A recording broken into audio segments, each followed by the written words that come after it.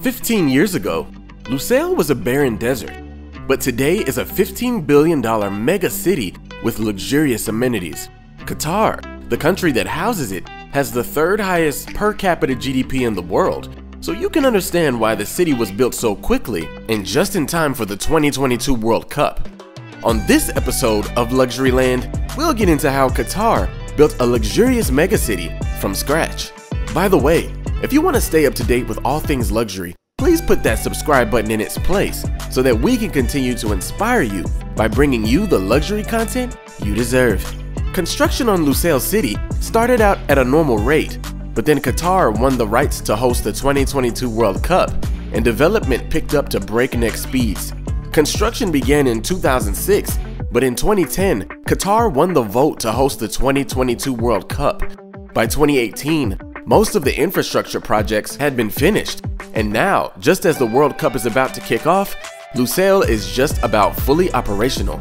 This city could one day rival Dubai as the most luxurious city in the Middle East.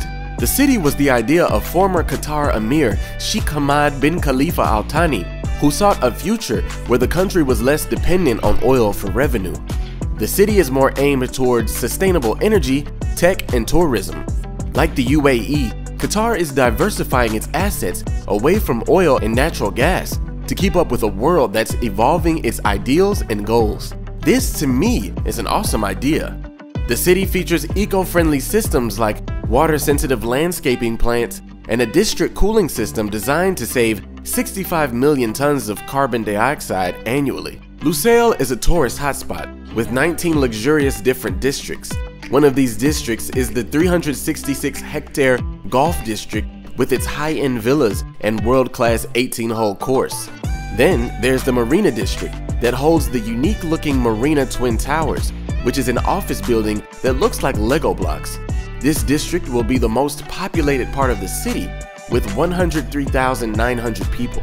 The Qatar Islands district is the hub of exclusivity with its tourist attractions and the most exclusive residences in all of Lusail. This is probably where you'll find the wealthiest residents and most affluent tourists of Qatar moving forward.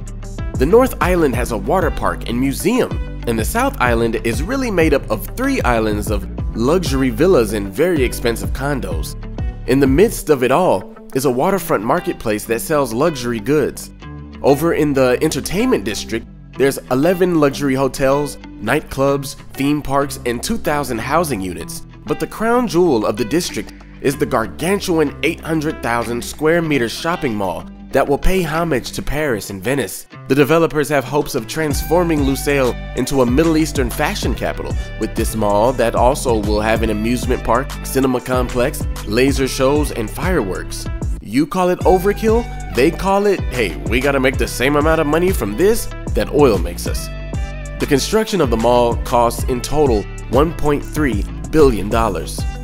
The most iconic landmark of the city, and for that matter Qatar, has to be the new $605 million Qatar Towers. The skyscraper is made up of 2 curved towers that join together at the base, and it has 2 luxury hotels inside to go with hundreds of high-end apartments that will dazzle the occupants when it opens extremely soon. Slated for opening in 2023, the Lusail Plaza Towers will also be a wonder to behold. Hyundai Engineering and Construction Company was awarded a $526 million contract to build 2 of the development's 4 skyscrapers. The Lusail Plaza Towers will have 2 sets of twin towers with an oval-shaped design that gives an asymmetrical illusion. The seaside towers will be 70 stories, while the landside towers will be 50 stories tall. These towers will also be the headquarters of financial institutions like Qatar National Bank, Qatar Central Bank, and Qatar Investment Authority, the source of funds for the entire city's construction. The World Cup 2022 will be hosted in 8 different venues in 5 different cities, but Lusail will be the location for the opening and final matches. Both events will be held at the brand new $4 billion Lusail Stadium, but the fun doesn't end after the event.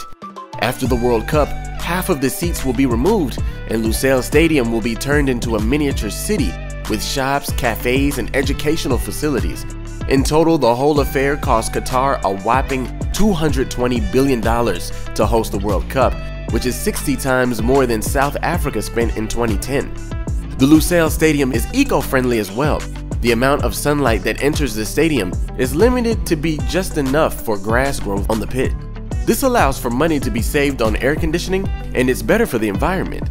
The stadium also includes an irrigation system of recycled water for the diverse plants around the stadium. Finally, Qatar is shying away from no expense and is even currently building a luxurious man-made island off of the coast of Doha. It's called the Pearl Qatar and will cost around $15 billion due to its luxurious developments and Venice-like district with 188 luxury townhouses. The creation of a city like this fast, almost automatically comes with human rights violations, however. This takes away the magic of the city for me and reminds me of my own country, America, that was built off of the back of slaves. The difference is, however, we live in a more modern time now, where human rights should never be violated, and it leaves an especially bad taste in my mouth. How do you feel about the city? Will you visit? Let me know in the comments below. In the meantime, click a video on the screen to watch something you haven't seen, and thanks for visiting Luxuryland.